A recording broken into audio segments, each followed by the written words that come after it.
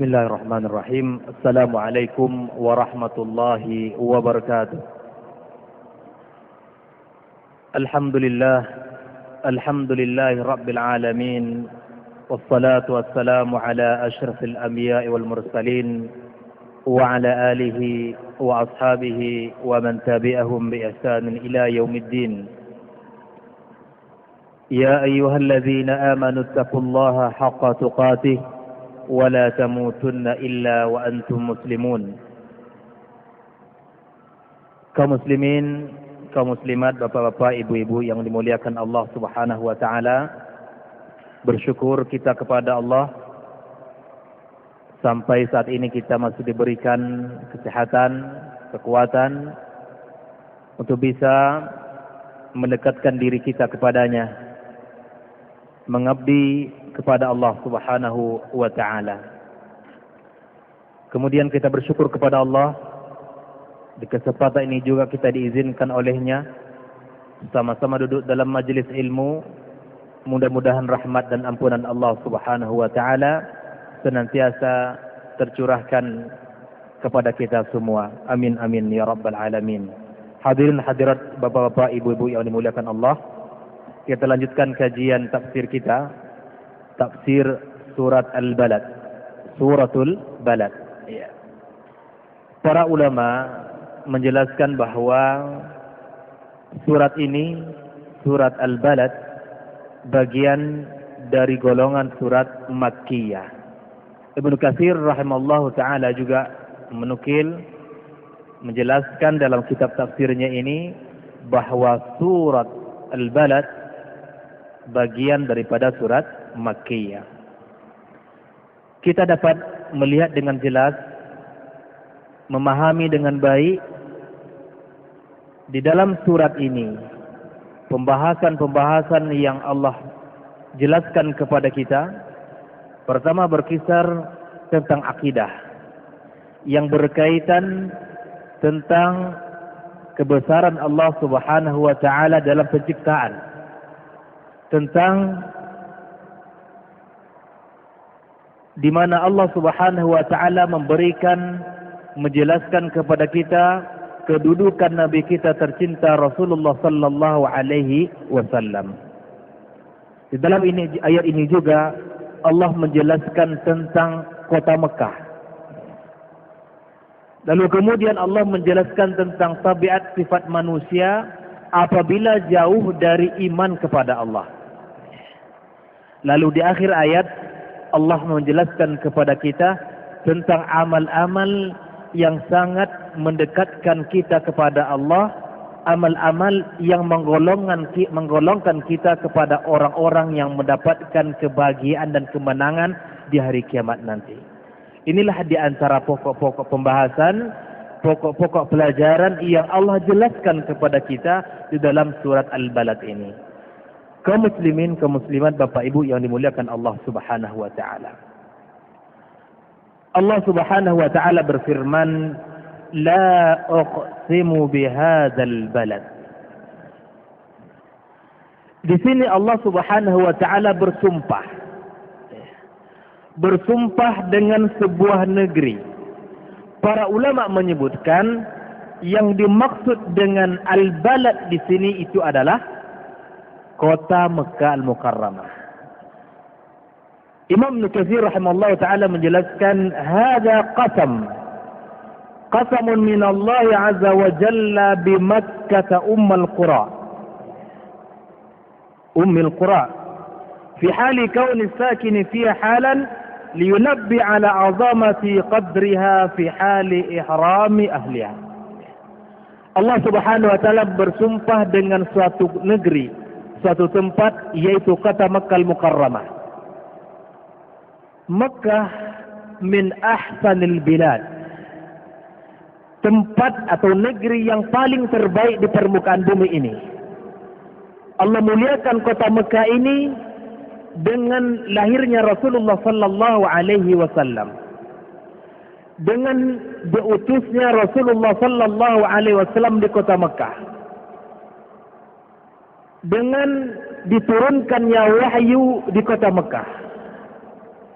Bahkan diharamkannya kota Mekah itu oleh Allah Subhanahu wa taala sejak diciptakannya langit dan bumi. Sebagaimana dijelaskan oleh Rasulullah sallallahu alaihi wasallam. Dan di kota Mekah ini lahir para nabi, diutusnya para anbiya, diutusnya orang-orang pilihan Allah Subhanahu wa taala. Di sana ada Ka'bah yang menjadi kiblat kita bersama. Di sana ada Hijr Ismail. Di sana ada Bi'ru Zamzam, sumur Zamzam. Di sana ada Safa dan Marwa. Dan semuanya itu merupakan keistimewaan kota suci Mekah. Keistimewaan kota suci Mekah yang Allah Subhanahu wa taala bersumpah di dalam ayat ini. Para ulama kita menjelaskan kenapa Allah taala bersumpah di dalam ayat ini dengan makhluknya yang bernama dengan kota Mekah. Karena li'azami syarafiha wa qadriha indallah azza wa jalla. Karena kota Mekah ini merupakan sangat besar kedudukan di sisi Allah Subhanahu wa taala. Bahkan Rasulullah sallallahu alaihi wasallam menjelaskan di dalam sebuah hadisnya, wallahi kata Rasulullah, innaki la khairu ardillahi, sesungguhnya demi Allah kata dia, sesungguhnya kamu kota Mekah ini la khairu ardillah, sebaik-baik bumi Allah, wa habbu ardillah ilallah, sebaik-baik tempat, sebaik-baik bumi yang dicintai oleh Allah Subhanahu wa taala. Laula anni ukhristu minki lama kharajtu. Inilah ungkapan kecintaan Rasulullah sallallahu alaihi wasallam kepada kota suci Mekah.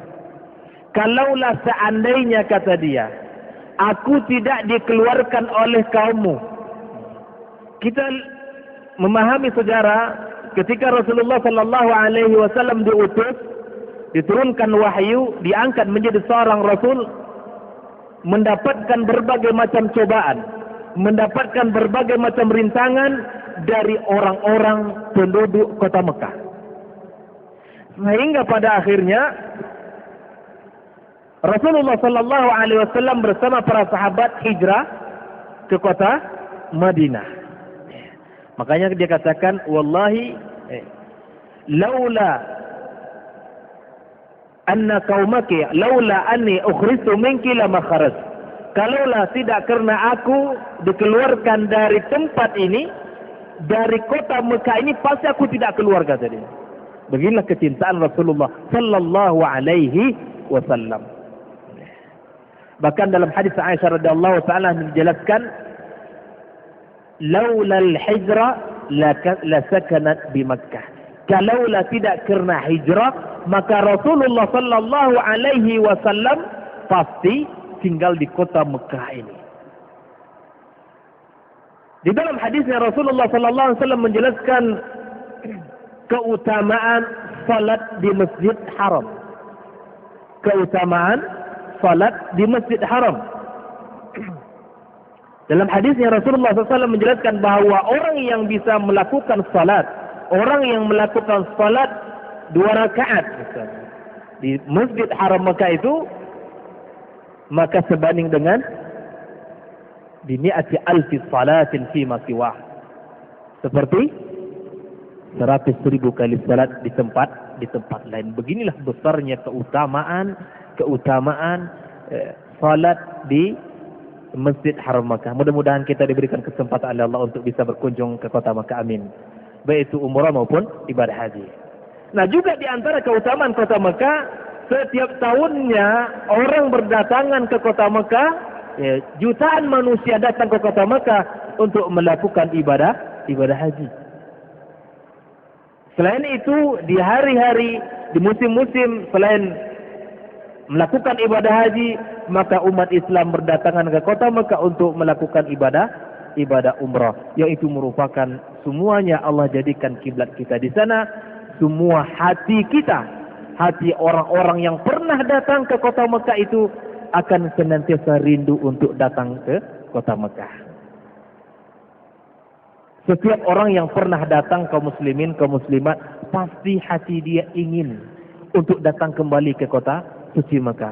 Mendapatkan ketenangan, mendapatkan pahala yang begitu besar dari Allah Subhanahu wa taala. Oleh kerana itu kaum muslimin, di sini Allah Tabaraka wa taala bersumpah dengan kota suci Mekah. Ingat, sumpah dengan makhluk hanya milik Allah Subhanahu wa taala. Rasulullah sallallahu alaihi wasallam menjelaskan, man halafa bi ghairillah faqad asyrak. Barang siapa yang bersumpah selain kepada Allah, maka dia sudah syirik. Kita tidak boleh bersumpah kecuali kepada Allah Subhanahu wa taala, karena sumpah merupakan bagian daripada ibadah kita kepada Allah. Kalau itu ibadah, hanya kita berikan untuk Allah Subhanahu wa taala. Kalau Allah, kepada siapa saja dia boleh bersumpah. Kita banyak dapatkan dalam berbagai ayat Al-Quranul Karim, Allah bersumpah dengan makhluknya. Jika Allah, dalam kaidah usul fikih atau kaidah tafsir dijelaskan, jika ayat itu idza ja'atil ayatu bi sighatil qasam, jika ayat itu kita dapatkan dalam bentuk qasam, sumpah dari Allah, maka itu menunjukkan kebesaran makhluk tersebut. Ada kebesaran, ada nilai di sisi Allah Subhanahu wa taala. Yang kedua, Allah Subhanahu wa taala mengatakan, wa anta hillun bihadzal balad. Allah memberi kabar gembira kepada Rasul kita tercinta Muhammad sallallahu alaihi wasallam. Kaum muslimin, ketika Rasulullah sallallahu alaihi wasallam berada di kota Mekah, memulai dakwanya dengan para sahabat, memulai meningkatkan ajaran i'lai kalimatillah, mendapatkan cobaan, mendapatkan gangguan dari orang-orang Quraisy. Lalu kemudian Rasulullah sallallahu alaihi wasallam keluar dari kota Madinah, dari kota Mekah menuju kota Madinah dalam keadaan bersedih, dalam keadaan meninggalkan kampung halamannya. Di situ Rasul dilahirkan, berkembang, menjadi anak-anak, bermain. Kemudian diangkat, diutus oleh Rasulullah sallallahu alaihi wasallam menjadi seorang rasul. Lalu kemudian beliau harus keluar dari tempat dia dilahirkan. Maka ini merupakan sebuah kejadian yang membuat Rasulullah sallallahu alaihi wasallam merasa sedih, membuat hatinya sedih, sehingga apa, Rasulullah SAW diberi kabar gembira oleh Allah, wa anta hillun bihadzal balad. Kita perhatikan kaum muslimin, ketika Rasulullah sallallahu alaihi wasallam keluar dari kota Mekah, berapa orang? Beliau hanya ditemani dengan siapa yang menemani? Abu Bakar As-Siddiq radhiyallahu taala anhu. Keluar 2 orang dengan petunjuk jalan. Kemudian Rasulullah sallallahu alaihi wasallam dengan janjinya Allah pada ayat ini, dengan kabar gembira Allah pada ayat ini, Rasulullah sallallahu alaihi wasallam datang ke kota Mekah dengan pada Amul Fath, pada hari dibukanya kota Mekah, hari dibebaskan kota Mekah dari kemusyrikan, dari kekufuran. Rasulullah sallallahu alaihi wasallam datang dengan ribuan pasukan kaum muslimin, dengan ribuan orang yang telah beriman kepada Allah dan Rasulnya. Rasul diusir, dikeluarkan dari kota Madinah dalam keadaan bersedih oleh kaumnya. Lalu kemudian Rasulullah sallallahu alaihi wasallam datang dengan jumlah yang begitu banyak dalam keadaan damai. Inilah akhlak Rasulullah sallallahu alaihi wasallam. Betapa indahnya akhlak beliau, betapa agungnya akhlak Rasulullah sallallahu alaihi wasallam, di mana beliau tidak memberikan balasan yang begitu hebat kepada orang Mekah. Bahkan ungkapan yang masyhur, intaliku, pergilah kalian, semuanya bebas, tanpa diberikan sebuah sanksi berat kepada ahli atau penduduk kota Mekah itu kaum muslimin. Inilah akhlak Rasulullah sallallahu alaihi wasallam. Ketika beliau diusir kembali dalam keadaan dengan tidak begitu banyak anggotanya, setelah beberapa lama kembali ke kota Mekah dengan jumlah ribuan umat Islam dan pengikutnya, semuanya itu dilakukan dalam keadaan damai memasuki kota Mekah al-Mukarramah. Kaum muslimin, kaum muslimat yang dimuliakan Allah Subhanahu wa taala. Di dalam Al-Quranul Karim, kota Mekah ini ada 14 nama. Bahkan dijelaskan oleh para ulama tarikh bahwa kota Mekah itu lebih dari 50 nama dan kunyah. Di antara nama-nama yang Allah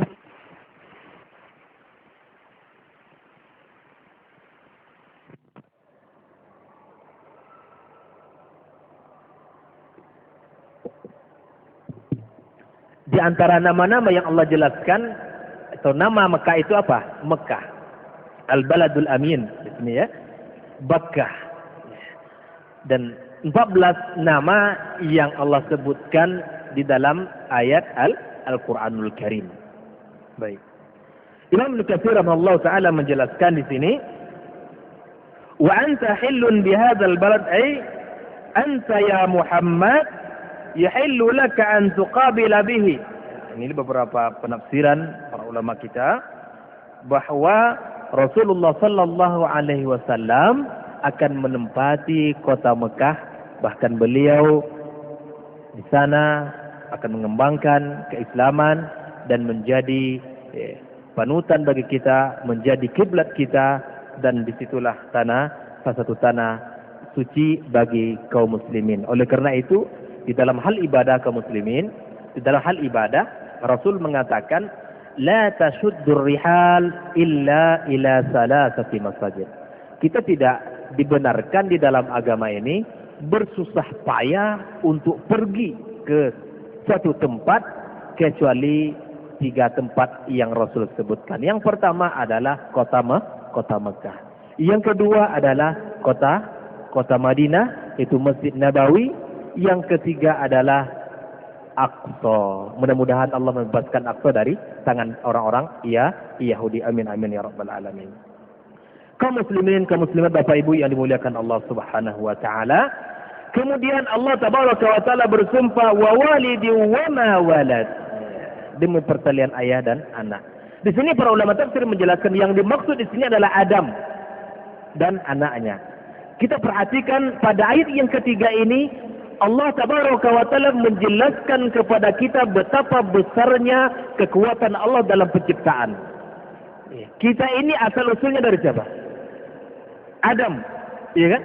Nah, kita sekarang umat manusia di dunia ini adalah 7 jutaan lebih, dan itu adalah dari satu bapak, dari satu keturunan, yaitu Adam alaihissalam. Nah, pada ayat ini Allah tabaraka ta'ala menjelaskan kepada kita betapa besarnya kekuatan Allah, kebesaran Allah Subhanahu wa taala dalam tauhid, dalam khalq, dalam penciptaan. Oleh karena itu kaum muslimin, kaum muslimat, sudah sepantasnya kita untuk mengimani Allah Subhanahu wa taala, karena tidak ada yang mampu melakukan ini kecuali Allah Subhanahu wa taala.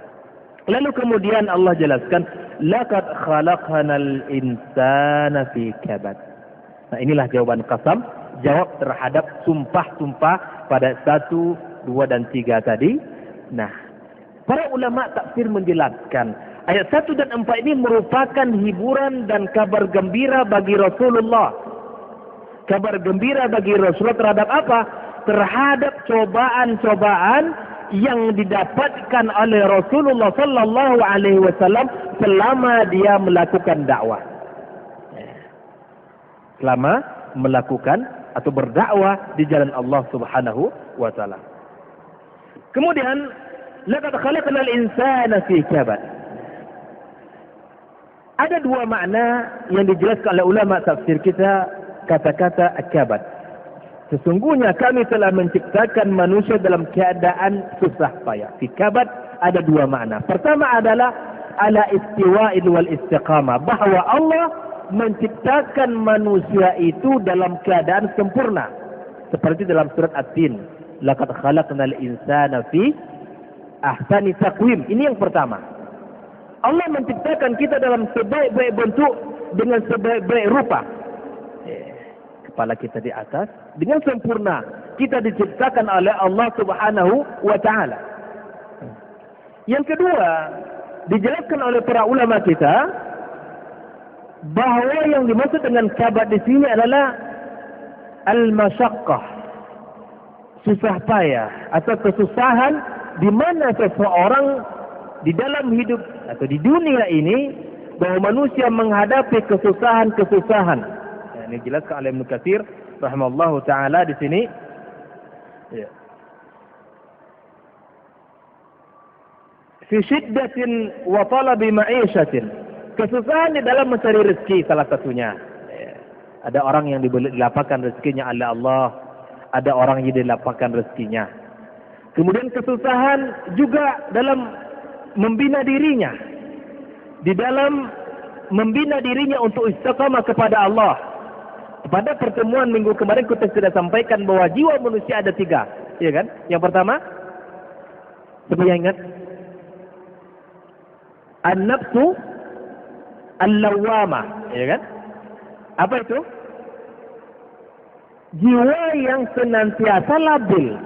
Terkadang dia sadar akan Allah, terkadang dia istiqamah di dalam kebenaran, terkadang dia meningkat keimanannya, terkadang lagi dia melanggar aturan-aturan Allah Subhanahu wa taala. Ini adalah nafsul lawwama, orang-orang yang terkadang berjalan dengan jalan yang lurus, iman kepada Allah, terkadang dia tergelincir melakukan perbuatan-perbuatan yang tidak diridhoi oleh Allah Subhanahu wa taala. Yang kedua,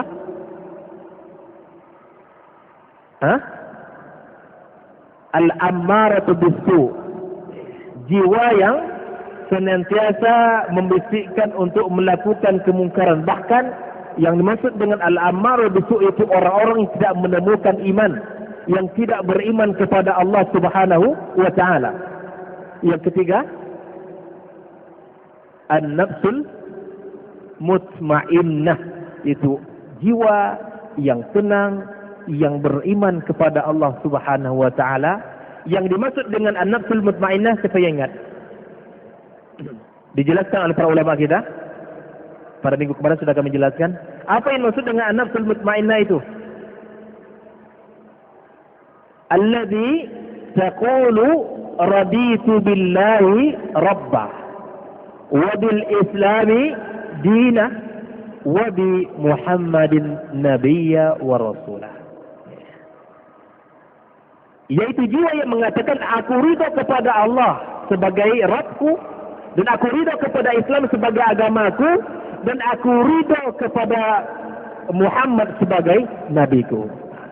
Di antara ulama juga menjelaskan yang dimaksud dengan an-nafsul mutmainnah itu adalah yang mengerjakan kebaikan, yang mengerjakan perintah-perintah Allah, dan yang menjauhi larangan-larangan Allah. Nah, ini tergolong kepada an-nafsul mutmainnah. Nah, inilah dua pendapat yang dijelaskan oleh para ulama kita. Pendapat yang pertama apa tadi? Yang maksud dengan kabat bahwa Allah ciptakan manusia dalam sebaik bentuk. Yang kedua, Allah ciptakan manusia itu fi syiddatin, di dalam kesusahan, yaitu kehidupan di dunia ini. Ya. Dia mengalami kesusahan-kesusahan dari berbagai sisi. Ya. Di sini dijelaskan oleh Ibnu Katsir rahimahullah taala tentang kesusahan seorang ibu, ya, hamalathu ummuhu kurha wa wada'atuhu kurha. Ya. Artinya ketika kita melahirkan dalam keadaan susah payah, kemudian juga menyusuinya juga dalam keadaan susah payah, begitu juga masa kecilnya kita mulai belajar sampai kita dewasa, semuanya itu kita mendapatkan kesusahan-kesusahan di dalam proses kehidupan kita ini. Nah, para ulama kita, kaum muslimin kaum muslimat menjelaskan bagaimana cara kita menyikapi kesusahan tersebut. Pertama, al-yakinu bi annahu la rahata duna liqa'illah. Itu yang pertama. Kita harus yakin dengan seyakin-yakinnya tidak ada kesenangan sebelum bertemu dengan Allah. Tidak ada kesenangan sebelum kita masuk surga Allah. Itu yang pertama. Kita harus meyakini ini. Meyakini dengan betul-betul bahwa sesungguhnya tidak ada kesempurnaan, tidak ada kesenangan yang hakiki kecuali setelah bertemu dengan Allah Subhanahu wa taala. Ini yang pertama. Yang kedua kata para ulama kita, al-iltija'u ila Allah wa du'a. Kita kembali kepada Allah, kemudian kita meminta kepada Allah Subhanahu wa taala dengan doa-doa kita. Kita katakan, ya, Rabbana zalamna anfusana wa illam taghfir lana wa tarhamna lanakunanna minal khasirin, dan doa-doa yang lainnya. Kita senantiasa minta kepada Allah agar kita dikuatkan oleh Allah Tabaraka wa taala di dalam menghadapi kesusahan ini. Ini yang kedua. Yang ketiga, kata para ulama kita, ayyakuna ma'hu ahlu khairin, agar ada bersama dia itu orang-orang yang baik, yang senantiasa mengingatkan dia akan Allah Subhanahu wa taala. Makanya ditanya oleh salah seorang salafus saleh kita, ditanya, bagaimana kita mengetahui orang itu baik dengan kita? Dijawab, ketika dia mengingatkan kamu tentang Allah Subhanahu wa taala. Itu tandanya orang baik, Pak. Kalau seandainya ada saudara kita, orang-orang terdekat kita mengingatkan kita akan Allah Tabaraka wa taala, maka itu orang baik. Itu orang soleh. Ketika kita lalai diingatkannya kita oleh dia, maka termasuklah orang-orang ahlu khair, orang-orang yang baik. Makanya Rasulullah sallallahu alaihi wasallam mengatakan, al-mar'u ala dini khalilihi. Seseorang itu akan berada pada kebiasaan agama saudaranya. Kalau temannya itu orang baik, insya Allah kita juga ikut menjadi orang baik. Kalau teman kita ini orang-orang nafsul lawama, maka juga akan tergoda. Atau an-nafsu al-ammara bisu', maka itu juga akan kita sedikit demi sedikit akan terbawa oleh kebiasaan-kebiasaan kita. Oleh karena itu kaum muslimin, kita diperintahkan oleh Rasulullah sallallahu alaihi wasallam melihat orang-orang yang ada di sekeliling kita ini. Manakala dia mengingatkan kita akan kebaikan, akan agama, akan pahala, akan dosa, maka itu adalah orang-orang yang baik. Kemudian di antara sikap kita menghadapi kesusahan kehidupan ini, kata para ulama kita, adalah kita yakin dengan seyakin-yakinnya bahwa apa yang menimpa kita bukanlah kesalahan kita. Artinya, kita semuanya kembalikan kepada Allah Subhanahu wa taala. Semuanya datang dari Allah, dan apa yang datang dari Allah pasti baik. Tidak ada yang tidak baik. Tidak ada yang tidak baik. Tidak yang seperti pada surat sebelumnya, manakala orang-orang memahami Allah melapangkan rezekinya, dia mengatakan beranggapan Allah sayang kepada dia. Bukan seperti itu. Manakala Allah Tabaraka Ta'ala menyempitkan rezekinya, tidak seperti orang lain, Allah benci kepadanya. Bukan seperti itu. Tetapi Allah ingin mengatakan kepada kita bahwa sesungguhnya ukuran derajat di sisi Allah bukan dilapangkan dan disempitkannya rezeki, akan tetapi amal dan takwa kita kepada Allah Subhanahu wa taala. Kaum muslimin, kaum muslimat yang dimuliakan Allah Subhanahu wa taala.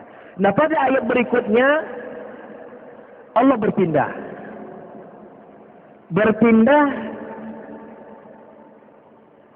kepada pembahasan manakala seseorang itu jauh dari iman, jauh dari amal saleh, maka dia akan sombong, dia akan merasa orang yang paling hebat. Dalam ayat yang kelima dan keenam ini Allah jelaskan dua kenikmatan yang senantiasa dicari oleh manusia. Dua kenikmatan yang senantiasa manusia berlomba-lomba untuk mencapainya. Pada ayat yang kelima ini Allah jelaskan, ayahsabu an la yaqdir alaihi ahad. Inilah akibat orang yang tidak mengenal dengan Allah. Apabila Allah berikan kepada dia kekuatan, seperti kaum Samud yang mengatakan, siapa yang lebih kuat dari kami? Ini teguran Allah kepada kita semua, kepada orang-orang yang apabila diberikan kelebihan oleh Allah Subhanahu wa taala dan kekuatan, dia mengatakan, ayahsabu an la yaqdir alaihi ahad. Siapa yang lebih baik, yang lebih kuat dari kami? Yang kedua, nikmat yang kedua yang senantiasa yang dicari oleh orang itu harta. Allah jelaskan di sini, yaqulu ahlatu malan lubada. Aku habiskan hartaku yang banyak. Allah gambarkan dua nikmat ini, Allah jelaskan dalam ayat ini, manakala orang-orang yang tidak lagi beriman kepada Allah, jauh hatinya dari Allah, jauh dirinya dari keimanan kepada Allah, dari amal saleh, maka inilah kata-kata yang keluar darinya. Ucapan kata-kata yang sombong. Dia kufur kepada Allah, kufur atas nikmat iman Allah, dia lupa atas itu pemberian Allah Subhanahu wa taala. Fir'aun lupa dengan pemberian Allah, Qarun juga lupa, Haman juga lupa. Semua yang mereka itu lupa akan kebesaran Allah Tabaraka wa taala. Nah, di sini Allah jelaskan. Allah jelaskan, yaqulu ahlaktu malan lubada. Pada ayat ke-7, ayahsabu an lam yarahu ahad. Apakah mereka itu semua tidak melihat, Allah tidak melihat perbuatan mereka yang mentakzirkan harta-harta mereka, memiliki harta yang banyak, tetapi dia tidak mensyukuri atas nikmat itu. Makanya kita berdoa kaum muslimin, orang-orang di sekitar kita ini, mudah-mudahan orang-orang yang soleh itu menjadi orang yang kaya. Kita berdoa kepada Allah, kita berharap orang yang kaya itu orang-orang yang soleh. Karena janji Rasulullah kepada kita, kalau seandainya orang yang tidak soleh, maka itu akan kerusakan yang dibuatnya. Yakinlah itu. Ni'mal mal. Sebab harta itu adalah pada laki-laki yang saleh, pada orang-orang yang saleh. Ini kita dapatkan. Oleh karena itu kita berdoa kepada Allah Subhanahu wa taala supaya orang-orang yang ada di sekitar kita ini, di Kampar ini, di Riau ini, seluruh Indonesia ini, supaya orang-orang yang saleh itu menjadi orang-orang yang kaya. Doakan juga untuk kita ada orang lain gitu. Kita berharap itu semua didapatkan oleh kita. Kaum muslimin yang muliakan Allah. Nah, inilah akibat orang-orang yang diberikan Allah nikmat, tetapi nikmat itu tidak menuntunnya kepada iman kepada Allah, maka dia akan sombong. Allah jelaskan pada surat ayat 5, ayat ke-6. Kemudian dia lupa akan kebesaran Allah, bahwa Allah itu Maha Sami, Maha Basir, Maha segala-galanya. Tak ada perbuatan yang terlindung dari Allah Subhanahu wa taala. Lalu kemudian Allah jelaskan kepada kita tentang nikmat beliau yang begitu besar, yang begitu luar biasa kepada kita. Alam naj'al lahu ainain wa lisanan wa syafatain wa hadainahu najdain. 3 nikmat yang Allah berikan kepada kita. Pertama lisan, pertama mata. Allah Tabaraka wa taala memberikan kepada kita mata untuk bisa kita melihat. Kita gunakan mata ini seperti digunakannya oleh Rasulullah. Di antara mata-mata yang baik itu, kata Rasulullah sallallahu alaihi wasallam, mata yang tidak akan pernah disentuh oleh neraka itu adalah salah satunya adalah ainun bakat min khasyatillah. Mata yang menangis karena takut kepada Allah. Oleh karena itu Ali radhiyallahu taala anhu mengatakan, "Ma jaffatid dumu' illa li qaswatil qulub." Air mata kita ini kering, tak pernah turun, tak pernah dia menangiskan airnya. Air mata kita tidak pernah terkucurkan, tertumpahkan. Illa liqaswatil qulub, kata Ali. Kecuali sebabnya adalah hati kita ini yang kasar. Wa ma qaswatul qulub illa liqasratiz dzunub. Tak ada yang membuat hati kita ini kasar kecuali dosa-dosa kita. Inilah kaum muslimin. Kita seharusnya menangis. Menangis kita tidak bisa menangis. Nah ini. Menangiskan diri kita, tangisi diri kita, karena kita tidak mampu menangis di hadapan Allah Subhanahu wa taala. Ini yang seharusnya Allah berikan kita mata, kita gunakan untuk melihat hal-hal yang dihalalkan oleh Allah. Kita gunakan untuk mempelajari syariat Allah, bertilawah, membaca Al-Quran yang Allah turunkan kepada kita sebagai panduan hidup. Rasulullah sallallahu alaihi wasallam menjelaskan betapa banyaknya keutamaan mata yang kita gunakan untuk ketaatan kepada Allah. Yang pertama, kata Rasulullah, di antara 7 golongan yang mendapatkan perlindungan dari Allah pada hari kiamat nanti, rajulun zakarallah khalian fafadat aina. Laki-laki yang bangun tengah malam kemudian dia bermunajat kepada Allah Subhanahu wa taala, mengucurkan air mata di sana. Maka mata ini, orang yang seperti ini akan mendapatkan perlindungan dari Allah. Di mana hari itu tak ada lagi perlindungan. Allahu Akbar. Yang kedua, dia tidak akan disentuh oleh api neraka. Tidak akan pernah disentuh oleh api neraka. Ainun bakat bin khasyatillah. mata yang menangis karena takutkan kebesaran Allah Subhanahu wa taala. Nah, kalau kita belum bisa menangis di dalam kesendirian kita, menangis akan kebesaran Allah, maka tangisilah dirinya itu. Kita coba belajar, kita coba memuhasabah diri kita. Sudah 10 tahun, 20 tahun, 60 tahun kita hidup, tak pernah menangis satu kali pun dalam kehidupan kita. Bukan menangis karena hilangnya anak kita, bukan, tetapi karena Allah Subhanahu wa taala. Ini yang harus kita pelajari juga. Coba kita amati diri kita ini. 60 tahun kita hidup, 50 tahun kita hidup. Tak pernahkah satu kali pun kita merasakan betapa indahnya ketika air mata itu keluar. Betapa tenangnya diri kita ini ketika kita ingat Allah Subhanahu wa taala. Nah, ini coba kita perhatikan. Allah berikan kita mata, mari kita gunakan untuk melihat hal-hal yang diridhai oleh Allah Subhanahu wa taala. Nikmat yang kedua yang Allah berikan, walisana wa syafatain. Nah, lisan kita dengan dua bibir. Rasulullah sallallahu alaihi wasallam ketika ditanya, "Man najatu ya Rasulullah?" Apakah yang bisa menyelamatkan kita? Kata dia, "Amsik 'alaika lisanak." Pegang dan tahan lisan kamu itu.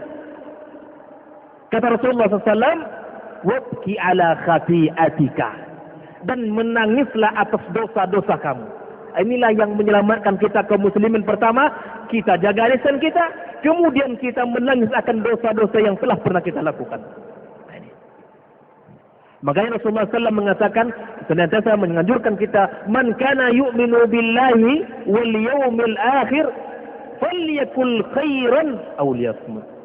Barang siapa yang beriman kepada Allah dan hari akhirat, falyakul khairan, katakanlah yang baik, atau lebih baik diam. Oleh karena itu, man sakata najah. Orang yang diam pasti selamat, tak banyak dosa. Makanya kaum muslimin, Rasulullah sallallahu alaihi wasallam memberikan jaminan surga bagi kita.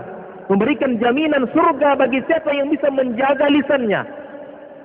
Juga memberikan jaminan surga bagi siapa yang bisa menjaga kemaluannya. Rasulullah sallallahu alaihi wasallam menjelaskan, "Mayatman lima baina lihyaihi wa baina fakhidhaihi azman lahul jannah." Rasul jamin kita surga. Rasul jamin kita masuk surga Allah barang siapa yang bisa menjaga lisannya dan juga barang siapa yang bisa menjaga kemaluannya. Ma'asyiral muslimin wal muslimat, Bapak Ibu yang dimuliakan Allah Subhanahu wa taala. Rasulullah adalah kedua kita. Rasulullah adalah uswah kita. Mari kita lihat bagaimana Rasulullah sallallahu alaihi wasallam dalam menjaga lisannya ketika ditanya, bagaimanakah Rasulullah itu berzikirnya? Wa kana yazkurullaha fi kulli ahyani. Dalam setiap detik dan waktunya Rasulullah berzikir, ingat kepada Allah Subhanahu wa taala. Membasahi lisannya untuk berzikir kepada Allah Subhanahu wa taala. Lisan amanah yang sangat agung, amanah yang sangat luar biasa yang Allah berikan kepada kita ini. Mudah-mudahan kita bisa menjaganya dan kita bisa kita menjaga dan mengeluarkan kata-kata yang baik dari lisan kita ini. Karena dalam hadis Rasulullah SAW dijelaskan, ada orang yang berbicara tanpa dia pikir pembicaraannya itu kalimat-kalimat yang baik. Barangkali kalimat itu yang menjadikan dia masuk surga Allah Subhanahu wa taala. Begitu juga ada orang yang berbicara tanpa dia pikir-pikir, ternyata kalimat-kalimat fahish, kalimat-kalimat yang keji dan kalimat-kalimat yang kasar yang tidak dari Allah yang keluar dari mulutnya, dan barangkali itu bisa menjadi penyebab dia untuk masuk neraka Allah tabaraka wa taala wal iyad billah. Ada ungkapan di antara salafus salih kita, kata dia, a'qil lisanak, belenggulah lisanmu, illa an haqqin tuwaddihahu, kecuali kebenaran yang ingin kamu jelaskan, wa an batilin tudahhihahu, kecuali tentang kebatilan yang kamu ingin hancurkan, wa an hikmatin tansyuraha, hikmah-hikmah yang ingin kamu sampaikan. Ini tak perlu kita belenggu. Tetapi kalau seandainya hal-hal yang batil, perlu kita belenggu lisan kita. Sehingga apa? Sehingga kita mendapatkan sebuah hati yang bersih, hati yang jernih, hati yang tahu dengan kebesaran Allah Subhanahu wa taala. Wa hadainahun najdain. Ini nikmat yang ketiga. Allah berikan kepada kita petunjuk. Allah berikan kepada kita, Allah jelaskan kepada kita dua jalan. Ibnu Katsir rahimahullah ta'ala menjelaskan yang dimaksud dengan an-najd ini adalah tariqul khairi wa tariqus syarr. jalan baik dan jalan buruk. Bukan berarti Allah Subhanahu wa taala memberikan kepada kita, mengajarkan kepada kita sekaligus hal yang buruk, tidak. Akan tetapi Allah jelaskan kepada kita jalan kebenaran melalui Al-Qur'anul Karim, melalui Rasulullah sallallahu alaihi wasallam. Begitu juga Allah jelaskan kepada kita jalan-jalan yang tidak disukai olehnya. Dan terkadang manusia memilih jalan-jalan yang tidak disukai oleh Allah Subhanahu wa taala. Ada ungkapan para ulama kita, jangan kamu tertipu, terpedaya dengan banyaknya orang mengikuti sebuah haji itu kebiasaan yang itu tidak dibenarkan oleh agama kita. Saya melihat ada tulisan luar biasa, disimpulkan di situ bahwa jalan kebenaran itu satu orang, dua orang ikuti. Makanya kalau jamaah itu, ummah itu, salah satunya adalah yang mengikuti kebenaran itulah ummah. Walaupun dia satu. Seperti Nabi. Siapa? Nabi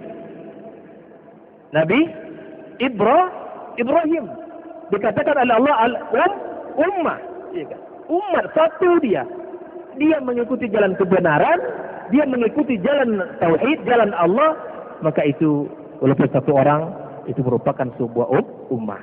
Nah, ada jalan juga jalan yang tidak benar, jalan yang tidak baik, itu banyak orang, jangan kita terpedaya oleh dia.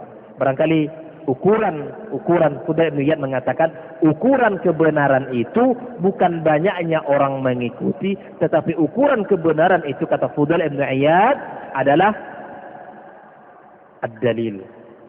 Ukuran kebenaran itu adalah dalil-dalil yang disampaikan oleh Al-Quran dan sunnah Rasulullah sallallahu alaihi wasallam. Habis waktu kita ya. Sedikit saya ingin sampaikan di sini. Falaqtahamal aqabah, pada makta yang terakhir ini Allah jelaskan kepada kita tentang amalan-amalan yang sangat luar biasa yang menjadikan kita sebagai ulaika ashabul maimanah, termasuk orang-orang yang golong kanan. Kalau kita ingin mendapatkan termasuk menjadi orang-orang yang golong kanan ini, inilah amalan-amalan yang Allah jelaskan dalam Al-Quranul Karim ini. Falaqtahamal aqabah. Al-aqabah itu adalah jalan yang mendaki, jalan yang sangat susah. Allah menjelaskan amalan-amalan yang dibawa ini sebagai aqabah, sebagai Allah memakai kata-kata aqabah untuk amalan-amalan yang sangat besar, amalan-amalan yang sangat luar biasa di sisi Allah Subhanahu wa taala. Sebagaimana dalam Falaqtahamal aqabah, al-aqabah hukum kata asalnya adalah itu jalan bukit yang mendaki yang susah. Maka amalan-amalan soleh itu Allah sebutkan seperti aqabah, itu sangat sulit bagi jiwa kita. Bagaimana seseorang sulit untuk mendaki bukit itu. Nah, beginilah nanti Allah jelaskan ada beberapa amalan-amalan yang menjadikan kita ini termasuk orang-orang ashabul maimanah. Mudah-mudahan kita termasuk orang-orang yang bisa melakukannya nanti dan bisa digolongkan oleh Allah kepada ahlul jannah. Amin amin ya rabbal alamin. Subhanakallahumma wa bihamdika asyhadu an la ilaha illa anta astaghfiruka wa atubu ilaik. Assalamualaikum warahmatullahi wabarakatuh.